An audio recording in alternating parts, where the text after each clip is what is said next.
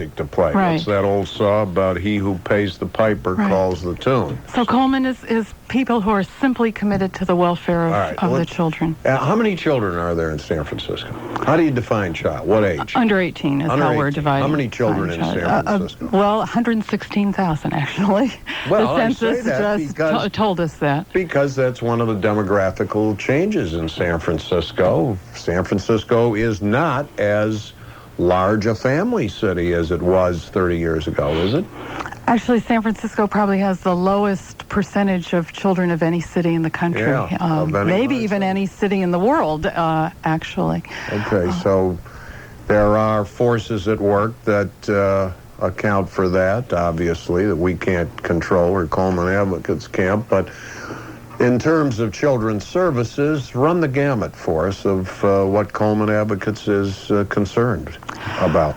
Well, the most important obligation that any community, that any society has, is to care for its children and to prepare the next generation to take its place. And we as a country have completely failed in that obligation.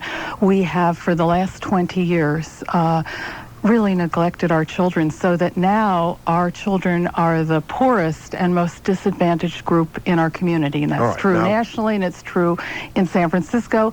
And we are probably the first country in the world to ever have to make that claim. I mean, when we compare the welfare of children to other Western industrialized countries, our children are poorer, they're less healthy, they're less likely to pass math tests, they're more likely to get pregnant as teenagers. So we have a terrible crisis facing our children. All right. Now, as robust an organization as Coleman Advocates is, you can't realistically say to solve the problem on a national level. But you invite our attention to the fact that it is a national issue, a national problem. But you do address your time and your efforts and such money as you're able to bring to bear on the subject to the situation of children in San Francisco, right? Right. Okay. And all of that has led Coleman Advocates, these are leading questions, to conclude that San Francisco is deficient in providing sustenance for children in San Francisco and services for children, right? Absolutely. My point in talking about the national problem is that this deficiency exists on the national level, on the state level, and in every city in this country. Well, identify some services that are deficient. I would think, for example, of medicine and health is one. What else? There are 8,000 children on child care waiting lists in San Francisco. Those are parents, by and large, probably mothers, who want to get back into the workforce, who can't because they simply can't find affordable child care. The number of children who are abused and neglected, a problem that is a horrible problem. In San Francisco, it's a very extreme problem. San Francisco has more children per population in its foster care system than any other city in the state. Meaning that the child has to be placed with a foster mother, foster father. Someone who is not his or her national or adopted parent. Right. Now, you mentioned health care. I mean, here we are in a city that has some of the world's leading health care institutions, and yet we UCSF, plus the hospitals. Right. And yet we have about a quarter of the women who give birth in this city do not get adequate prenatal care. It's just unbelievable. Half of our 2-year-olds aren't adequately immunized against the most basic childhood diseases, and these are diseases that have been cured for 20 years, so Namely, that we have what like disease? The measles. We have had a measles outbreak in this city. How about smallpox? You get that when you enter public school, right? 5 or 6? Yeah, I'm not that familiar with smallpox. I'm not sure that we've had a smallpox epidemic. Drug abuse is a major problem in every city in this country. In San Francisco, the physicians at San Francisco General estimate that about 10% of the babies that are born having been exposed to drugs. How does Coleman operate? In other words, you've established the point that Coleman Advocates receives no money from government, city government, state government, the federal government, but how does it operate? Is it strictly an advocacy group? Right, it is. Meaning you're out there pounding on everybody's doors, on every private business, every United Crusade agency? To do better, to stop shortchanging our kids. We are part of what is really an emerging national movement, a child advocacy movement that is occurring on the federal level with the Children's Defense Fund, and you see groups now cropping up around the country who have realized the extent of children's problems and call themselves child advocates and are fighting for legislation that will improve the situation for children, better funding for children's services, better quality of services once the funding is there. And as you say, we go to government, we go to the business community. We recently did a survey of the Bay Area business community to see what businesses were doing on behalf of children, and we gave awards to outstanding businesses that had exemplary policies that benefited the welfare of children. Let's talk about society as a whole now, because we have child advocates, Coleman advocates, and then we have the Senior Citizen Legislature, and we have the American Association of Retired Persons. Is it therapeutic for society to compartmentalize ourselves in this way? Will there be advocates for the middle-aged? Will there be advocates for the yuppies? Do we need advocates for the yuppies? I'm not sure we need advocates. That is a facetious question. But is this a new concept of dividing our advocacy or even establishing advocacy for groups based on population? I don't think it's a new concept at all. I mean, when a need emerges in our community and it is not met through the normal channels of government or through the private sector, then people speak out to that need. I'm not suggesting that it's a bad policy, Right. And you would argue that, of course, that it's policy that's consistent with conditions. It's consistent with democracy. It's consistent with a pluralistic society. And advocacy for children is nothing new. I mean, but your great point, I would think, for children is that it's difficult for children to advocate for themselves. Well, that's our position, of course. Yeah, but the answer to that is they have parents to advocate. Well, let me make the point first. Well, I thought I'd made the point for you. Go ahead. What we have come to find out is that children have a very unique kind of vulnerability in terms of getting their needs met. They don't have any political clout, and as you well know, and as the political process, and particularly the budgeting process, which Proposition J addresses itself to, is really dominated by who's got the most political clout, who's got the most money, who can have the most lobbyists, who can cut the best deals behind closed doors, and it's who can influence, and it's a very closed door kind of process. It is not a democratic process, and it really shuts out children in a way that no other group that I can think of is shut out. Because the group does not have the power to vote. Right. The group doesn't have the power to vote. It doesn't have the power to hire lobbyists. It doesn't have the power to influence politicians. Senior citizens, many of whom I hope are listening right now,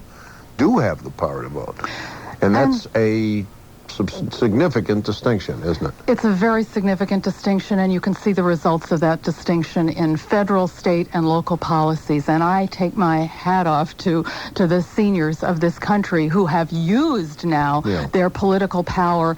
And you can't touch Social Security. I don't care if you're a Republican or a Democrat or an independent. You can't touch Social Security in this country. And what we have been able to do to the poverty of seniors, who used to be the poorest people in this country, is we have been able to cut it by 300%. It's a very now much smaller group of seniors who are living in poverty. And what we have seen in the last 20 years is the poverty rate of children escalate, the poverty rate of seniors go down, so that now it's children who demand and require the kind of advocacy and political clout that seniors have gotten through the vote, but children can't get it that way. And when we return after this intermission, quick one here, we'll turn to Proposition J. as the logical extension. Yes. Okay. We'll be back on News Talk 810. This is Quentin Kopp with my guest, Margaret Brodkin, who is the director of Coleman Advocates, KGO Radio, San Francisco. Jewelers. The word is value. Now, you've heard it used before, but it's Southland, Hilltop, New Park, Tampere Park, and Solano Mall, Fairfield. Here we go, KGO Radio. I'm Quentin Kopp, and my guest is Margaret Brodkin of Coleman Advocates. Margaret, I'll interrupt this before we get to Proposition J, because we have a question from, or maybe a comment. Tony Oxnard, you're on KGO Radio. Hi, how you doing? Okay. I've been listening for this program for the last 20 minutes, and it strikes me that people don't mention that the group that needs support and advocates are the small businessmen. Not little babies that don't contribute to this society, but the businessman that produces the money that these people like her want to steal to support programs so that she can get in some power. All right. There you go, Margaret. What that helps me say is that children are the future businessmen. And if we don't... We don't have a future. Wait a moment, Tony. Wait a moment. Okay, I'll be the referee. You go ahead. If we don't invest in our children, they are not going to be there to be the future businessmen. And that is, in fact, what is happening in our community. Our children are not graduating from high school. They are graduating to the streets in increasing numbers. They are graduating to the welfare rolls in increasing numbers. They are not graduating to become productive adults who then contribute to society. In fact, what is happening is the better jobs and in our community, we're importing labor from all over the world, the skilled labor from all over the world, because our own kids aren't prepared to take over for us, to become the business people of the community, become productive so that they can pay taxes. Every class of kids that doesn't graduate from school in San Francisco costs this community in lost taxes and lost income and welfare costs over their life, and this has been calculated by a business group, by the way, $500 million. Tony, that ought to convince you. Every kid costs us $500 million? No, I said every class of high school dropouts in San Francisco over the lifetime of those kids in their lost productivity. What's a class? How many in a class? Well, about 1,500 kids drop out of school every year. Do you want to know why probably kids drop out of school? I'm just theorizing here. I don't have statistics, but the reason I believe, if high school is anything like when I went to public high school, I call it public fool school. Those kids that are dropping out are probably smart because they don't want to be brainwashed by advocates like yourself leading this nation into socialism, and they want to think for themselves. That's probably why they're dropping out. One of the things we do agree on is that the self-education. One of the things we do. Say that again. I missed that last There is such a thing called self-education. If a kid wants to improve himself, what's wrong with going to the public library that's open to everyone and reading the classics by himself if he really is motivated? But that's not looked upon in our society as having an education. Our society looks at having an education as a stamp, a diploma that says, I'm a fool, I followed the system, I wasted 12 or 14 or 16 years of my life following to be a follower, or rather the guy that drops out is the leader of tomorrow. The businessman of the future is not your master degree businessman. That's going to be a guy that's going to teach in college. The guy that's going to lead this nation is the businessman that knows how to think for himself. And let me tell you something, I'd rather have a dropout working for me than some professor that doesn't understand the business world and all he's teaching is socialism. Well, unfortunately, statistics do not bear you out. The kids who drop out of school, it's a very, very serious problem. They do not go into the labor force.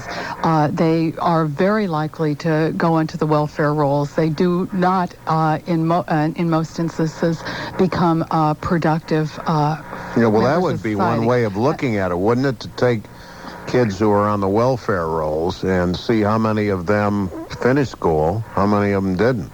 Sir, You know what happens? Socialism breeds nothing more than more socialism. Well, all right, that may be a little off point here. We're not talking socialism, but wouldn't that, Tony, be one way to check out the debate here as to whether the kids on welfare have the benefit or have managed to stay in school? The kids in welfare, if they, Yeah. I didn't understand the question. Well, wouldn't you take a look at the welfare rolls? Kids with families, what is it, AFDC, Aid to Families with Dependent Children, see how many of them are in school, how many of them aren't? Wouldn't that be some kind of a barometer? Well, but probably most of them that are on welfare are out of school. That's not the issue. The issue is we don't need any more social programs or advocates that want power. This lady just wants power, prestige, and a position. Okay, Tony, I thank you for calling. Now, if you can, please stay tuned, because after this next commercial break, we will discuss a unique ballot measure on the November ballot in San Francisco. You may find it illuminating, okay? Thank you, sir. Thank you. Bye-bye.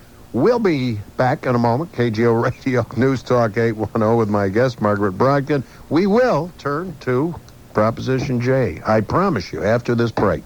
Blowout of the... It's free. Guitar Showcase will send it to you each month. Packed with... The Giants beat the Padres 7-2. The A's beat the Blue Jays 10-5. The Leo Chilino Bay Area forecast: night and morning fog pushing into the Bay and beyond. Otherwise, mostly fair through Tuesday. I'm John Bristow, KGO Radio News. This is KGO Radio. I'm Quentin Kopp. My guest, Margaret Brodkin, Executive Director, Coleman Advocates. Proposition J, San Francisco ballot, November. What is it? It says two things. Okay. One, that the city can't reduce funding for children's services for a 10-year period. And the second is that the city must dedicate a very small portion, what amounts to about without the editorial. What's the percent? This is not an editorial. It's half a percentage of the city budget, about 1% of the general fund, to what we're calling a San Francisco Children's Fund. Well, doesn't it take money off the top of the property tax collection? Well, the mechanism to accrue the money is 2.5 cents of every dollar on the property tax. Okay, comes off the top, goes into a fund.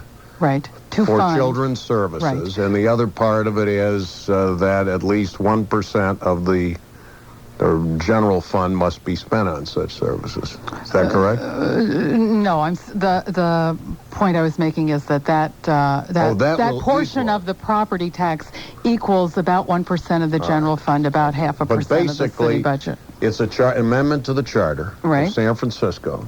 So that means if it passes, it can only be changed by the voters again. It has correct? It's a 10-year amendment. It sunsets in 10 years. It would be in effect for 10 years. Right. So it would take 2.5 cents from every dollar of property tax collected and allocate it to children's services. Right. What children's services? How's that term defined? Okay, it is very specifically defined in the amendment. A quarter of the money initially would go to child care. That is, in the opinion of most people that we have talked to in San Francisco, the most pressing need, with thousands of children on child care waiting lists. A quarter of the money would go to job training and other educational programs that prepare youth for the labor market. And this is, of course, pressing concern to people about the number of youth who need that kind of special training. Another quarter would go to health and social service, and that includes prenatal care. And right now the city spends almost no money on prenatal care, and we have a very significant number of our births without prenatal care. And then a quarter of the money would go to libraries and recreation and some other kinds of things. Property tax revenue in San Francisco has been increasing at about 9% per year. Let's just suppose property taxes or property tax revenue goes down. Let's just suppose the real estate market just goes to heck. The bottom falls out of it, and property tax collection goes down. Then, of course, the money that would be allocated will go down too, right? But the purpose of this is to have a safe place in the budget for children that would vary depending on what the revenues of the city Well, it would be are. safe to the extent that the property tax revenue stays the same or increases, right? It seemed like a sensible proposition to us Well, to have that but- vary with the revenues of the city. Yeah, but if the revenue goes down, if the property tax revenue goes down, the amount of money that would go for these purposes would also go down, right? Yeah. Okay. Now, if the money that is allocated for these purposes is, as you've described it, 2.5 cents out of every dollar property tax collected, that means that the remaining money must be divided among all the other purposes for which the city spends money, right? Right. So that could affect adversely other programs and recipients of benefits under other programs, right? Well, no, we say two things. One Well, is why that wouldn't it? every time you invest in children, you save money. The city is spending an extraordinary amount of money because it has become politically impossible for children to get their fair share. For instance, 5 years ago, the city spent $19 million on foster care. Now we're spending $40 million on foster care. So can you for kids. guarantee that $40 million will be cut? I think that there is wonderful evidence that when you provide child abuse prevention programs for families, that you reduce the number of children in foster care. When you provide child care, you reduce the number of people on the welfare rolls. When you provide job training, you reduce the number of kids that then go on to the general assistance roles. When you provide tutoring and after-school programs, you reduce the number of kids in the juvenile justice system. Every kid that gets involved in our juvenile justice system costs this city $30,000 a year. I mean, that's why the Police Officers Association, for instance, endorses this measure, because they recognize that the best way to prevent crime and to save the city money in the long run is to do these kinds of things for children. And Another reason why the Police Officers Association endorses measures is a part of political deals. We know that. Well, there's no political deal in this. Oh, I'm glad to hear that, because the Police Officers Association leadership is famous for endorsing ballot measures on the basis of deals or simply staying neutral, but that's a subject for another time. Let me ask this further question then. This is something like a Proposition 98, which... On a much more modest scale. Yeah, but which said at least 40% of all the general fund money of the state of California goes for education. But you know what fairness, happened to public education? But let me tell you, in fairness, Proposition 98 talked about 40% of the state budget. We are talking about 0.5% of the city budget. So the scope of the proposition is very different. You're not talking about 0.5%. That's your estimate of what the property tax, 2.5 cents on a dollar, will come to. You're talking about taking 2.5 cents right off the top. That estimate is based on the controller of the city. Right. Do you think that any legislator, in his or her judgment, if this passes, is in a difficult budget time? And every year in San Francisco, the budget's a very difficult problem, usually with anywhere from 117 to this year, what was it, about $152 million difference between revenues and expenditure. You think anybody will vote to appropriate another dollar over and above that 2.5 cents? If additional funds are needed and revenues are available, we will have a much stronger constituency to fight for the resources that kids need. Suppose they're not. Do you think anyone is likely to vote to give you more than the law requires? I don't stay up nights worrying about this, since I think it will be terribly advantageous to the kids to have this special protection and to have this additional amount of money. I disagree with you, because I can tell you that there aren't very many legislators in the state legislature as a result of Prop 98 who will vote to provide more money than Prop 98 provides. It's as fundamental as the fact that these are wonderful ideas, but the floor, right, and that's what this would be, a minimum 2.5 cents out of every dollar, becomes the ceiling. That's human nature.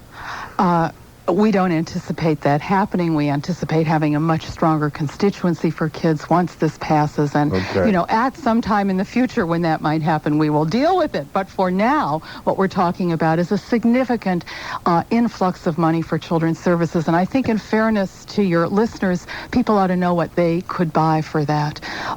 We think this will pay for 1,000 subsidized child care slots. That's 1,000 children in this city who will have child care. What will it do with that money that otherwise might have been spent, for example, to keep libraries in the neighborhoods open? That money won't be available for those libraries. Well, as a matter of fact, it will. It will? Because what happens is children get the short end of every funding stream.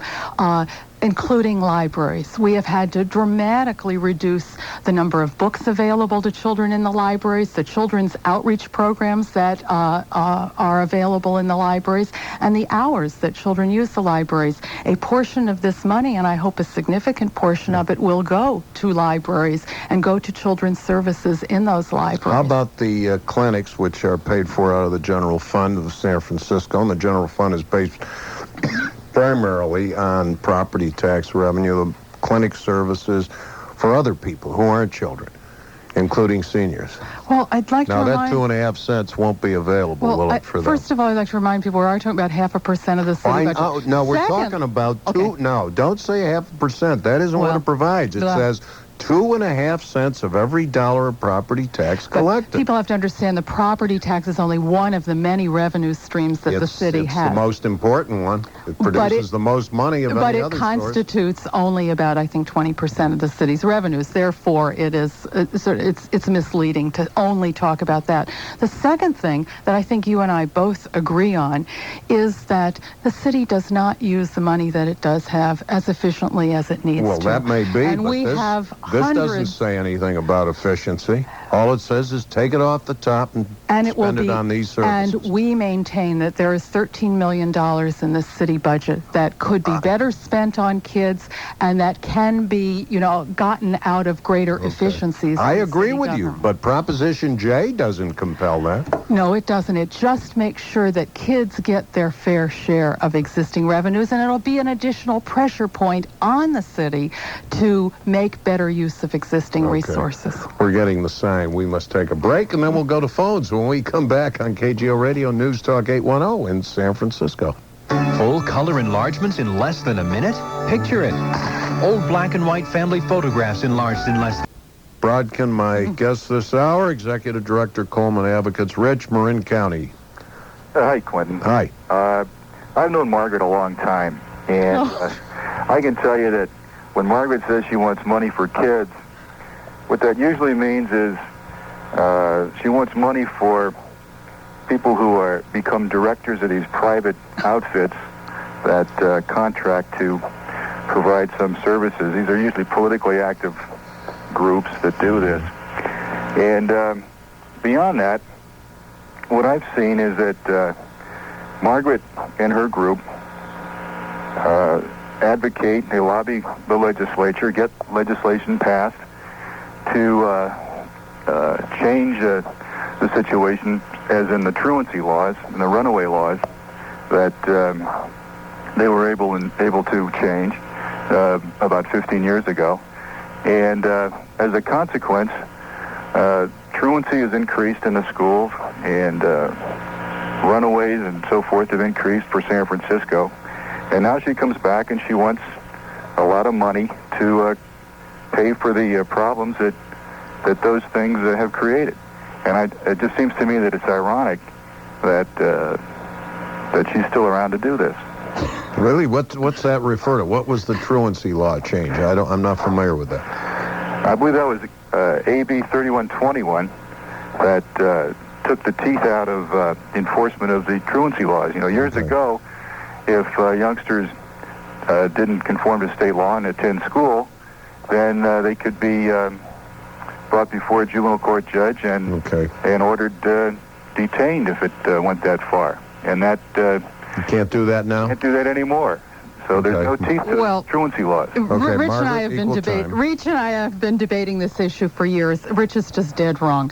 The numbers of runaways in San Francisco is going down. They're being very successfully handled through Huckleberry House and youth advocates. They're being reunified with their families, and that did not happen when was being a the runaway was truancy law criminalized. changed? By the way, Coleman had nothing to do with the change in those laws, and this has nothing to do with the legislation. The idea that this legislation is going to fund agency directors is just perfectly preposterous. Well, wait. This- Let's talk about that. It Yes, will let's talk provide about what money it for will those fund. services that are provided by agencies. Let's talk about exactly what it will fund. It will fund 1,000 child care slots. It will can give vouchers to parents so that they can get child care. It will provide job training for 1,500 kids. That's the same number of kids that drop out of school every year. It will provide them with subsidized training opportunities. It will provide prenatal care for every mother that now does not Don't have these prenatal care. agencies have directors? And don't the directors get salaries? To the extent that a very small portion of money goes to administer programs to assure quality and accountability, of course, and you wouldn't want it any other way. Money will go to the libraries to help them purchase books. Money will go to pay for AIDS prevention programs. It will be Guaranteed. Come in for details. Survey does not rate bank products. Member FDIC. All right, we'll have to invoke the same kind of rule the Senate invokes as time grows short, as it is now. Start with Chuck and Gilroy. Let's keep it to 20 seconds, Chuck, if you can, with your question or point. I'll make it real quick. I'm glad that Rich ain't on the program. He just wants to lock up kids. I don't think that's too smart. I like Margaret's idea of trying to deal with it in a different way. But for her to say that high school graduates don't produce in society, I'll tell you something. You go on down to Longshoremen's Hall, you go on down to the Siemens Hall, you go to the construction sites around town. You know, a lot of folks, myself included, don't have a high school diploma, but I worked every damn day of my life, took care of my family, and like that one caller says, you know, you don't need 12 years of what the state thinks you need to stamp you out as a productive citizen. Thanks for the call. Thanks for the point. I think the point is self-evident. We got a lot of people who want to talk to you, so let's go to Catherine. San Mateo, you're on KGO Radio. Hello, is it me? Yep. Oh, okay, thank you. Quick. Okay, first of all, I'd like to say that this proposition should be supported by everyone because everyone either has kids or was once a child. And speaking about the prenatal care, I happened to be in Japan for the first half of my pregnancy. And although I am an American citizen, the prenatal care there was much better and much more affordable than it was after I returned for the second half of it here.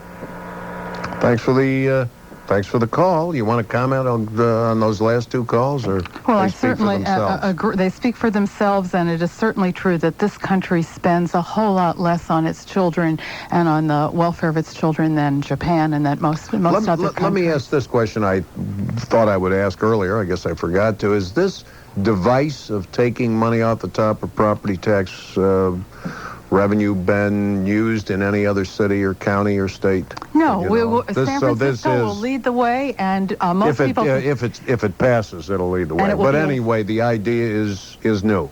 It's new, and it will be a wonderful precedent for other communities in this country. Okay, there you go. So pretty soon, somebody called in 2 hours ago and said what percentage of the state budget is tied up in constraints. That's about 90. So pretty soon, you'll have about 90% of the San Francisco budget. If you can't tied take it off the top for kids, who can you take it off the top? Well, I could take it off for senior citizens. Senior citizens, Yeah, by the I way, could take it off already for have a senior dedicated citizens. funding stream in the San Francisco budget. That's right. They have a 5% of the parking That's tax right. of San Francisco. 5%. Okay. We'll be right back after this last batch of you know what. Now you can get a better guarantee on a tomato than you can on a tire. A better guarantee on a T-bone than on a TV. At Lucky, we're so proud of our quality, we now give you a double money-back guarantee. If for any reason you're not satisfied with our fresh produce, our personally guaranteed meats, our seafood, our flowers, or our fresh-baked deli bakery items, we'll cheerfully refund double the price you paid. We guarantee no full-service supermarket comes close to our savings either. Not Safeway, not Albertsons, not Raley's. In the latest survey of produce and meat, savings at Lucky were up to 12%. For guaranteed quality and proven savings, nobody beats Lucky. Go to Lucky this week and save on plump, juicy Thompson seedless grapes, just 39 cents a pound. And while you're in the produce department, pick up some perfectly delicious locally grown Roma tomatoes for just 25 cents a pound. You'll also find great savings in the meat department, like fresh ground beef, just 98 cents per pound in the 5-pound chub pack. Lucky, still the low price leader. Here's a letter from a Sam Clark customer. Dear Sam Clark, Office Furniture. Our law firm suffered a devastating fire. We had to replace everything. Our designers suggested we rent, and within 2 days we were back in business. Thanks for your quick response. Excellent service. Sincerely, attorneys McManus, Faulkner, and Morgan.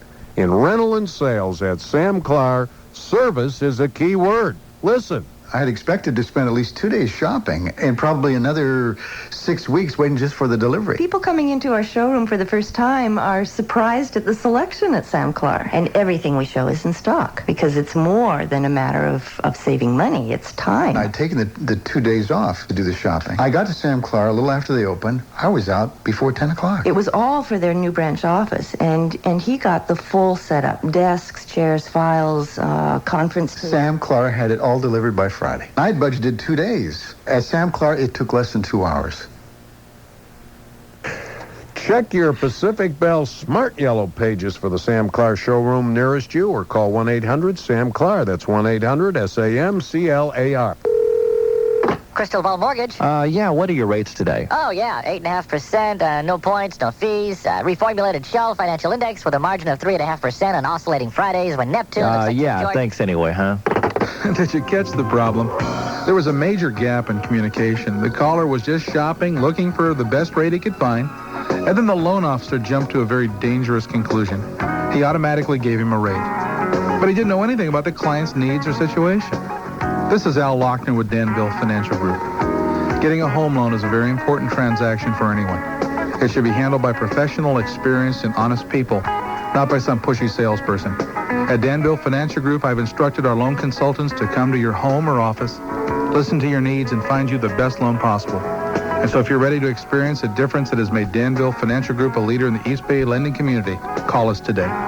Danville Financial Group has low fixed rates. They can even help you if you have credit problems. Call today at 800-540-9993. 800-540-9993. Call today. All right, let's go with Sally in Lafayette. Thanks for your patience. Hi, Sally. You're on KGO. Did we lose Sally? Hello? Sally? Yeah, I'm sorry. Hi. Well, I feel like here we are living in one of the wealthiest countries in the history of our planet, and yet our prenatal care and other services are falling behind many less wealthy countries. I see those charts, and I think, this doesn't make me feel good about my country. I grew up feeling good about my country, but this is an embarrassment. You know, we should be doing at least what our competitors are doing. If people don't care about the children, they might at least care about competing 10 or 20 years from now with other countries who are giving this kind of prenatal care to their children and giving them the child care and the library services and the medical care. You know, if we can't figure out on our own that this is good, we can just look at our competitors and say they think this is a priority.